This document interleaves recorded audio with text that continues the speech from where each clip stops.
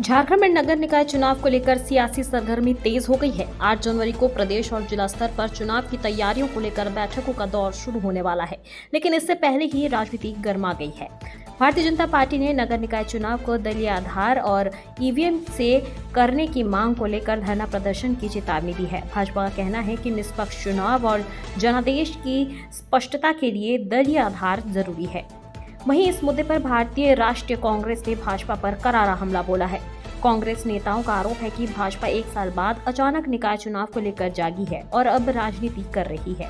वहीं पूर्व बीजेपी विधायक अमर कुमार बावरी ने कहा कि सरकार गैर दलीय आधार पर और बैलेट से चुनाव कराना चाहती है। हम चाहते हैं कि नगर निकाय चुनाव दलीय आधार पर हो, ताकि जीतने वाले प्रतिनिधि अपनी पार्टी और जनता के प्रति जवाबदेह रहे। यह सरकार नगर निकाय और नगर पंचायतों के चुनाव नहीं करा रही है। माननीय न्यायालय के लगातार दबाव के बाद भी यह सरकार चुनाव की तिथि घोषित नहीं कर रही है। अभी भी इन किन प्रकारेण यह चुनाव टले, इसके लिए वो लगी हुई है। भारतीय जनता पार्टी का यह मानना है कि नगर निगम के चुनाव बहुत जल्द हो और इसके लिए सरकार अविलंब तिथि घोषित करे। जैसा कि सूत्रों के हवाले से खबर पता चल रहा है कि सरकार चाह रही है, इनके वक्तव्यों से पता चला है सरकार के, कि यह दलीय आधार पर चुनाव नहीं कराना चाहती है। साथ ही साथ ईवीएम को भी यह हटा करके बैलेट के माध्यम से चुनाव कराना चाहती है।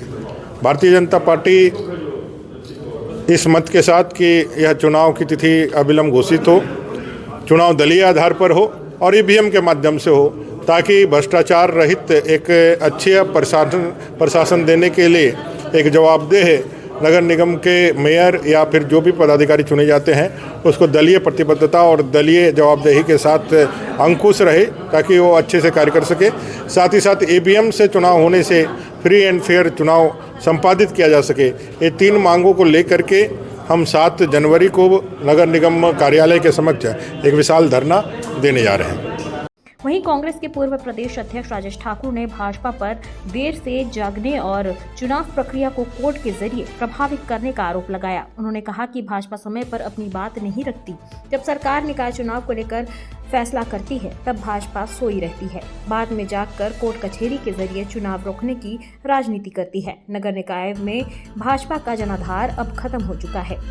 देखिए, भारतीय जनता पार्टी के लोगों का यही सबसे बड़ा दुर्भाग्य कहिए जो उनके कार्यकर्ता हैं कि उनके नेता 1 साल के बाद सोचते हैं। ये बात 1 साल पूर्व की है। आज उनको ध्यान आ रहा है कि पार्टी पर आधारित चुनाव होना चाहिए। क्यों, जिस टाइम ये चीजें आई सामने उस समय उन्होंने क्यों नहीं कहा? तो सोए हुए लोग हैं और अचानक से जागते हैं।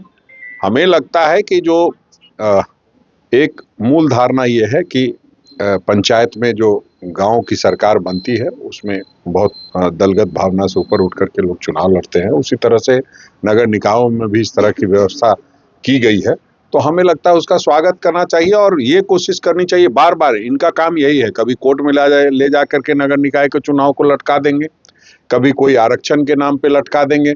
अब नया सी गुफा छेड़ा है कि पार्टी के नाम पे चुनाव लटकाना है, क्योंकि ये जानते हैं कि नगर निकाय चुनाव में ये कहीं नहीं है और इसलिए ये चुनाव को टालने के लिए इस तरह का प्रपंच रच रहे हैं। देखिए, भारतीय जनता पार्टी के लोगों का यही सबसे बड़ा दुर्भाग्य कहिए जो उनके कार्यकर्ता। एक और जहां दलीय आधार और ईवीएम को लेकर भाजपा आक्रामक है, वहीं कांग्रेस इसे राजनीतिक नौटंकी करार दे रही है। अब देखना होगा कि झारखंड में नगर निकाय चुनाव किस आधार पर और किस प्रक्रिया से होती है। बोकारो से मुनादी लाइव के लिए नीरज सिंह की रिपोर्ट।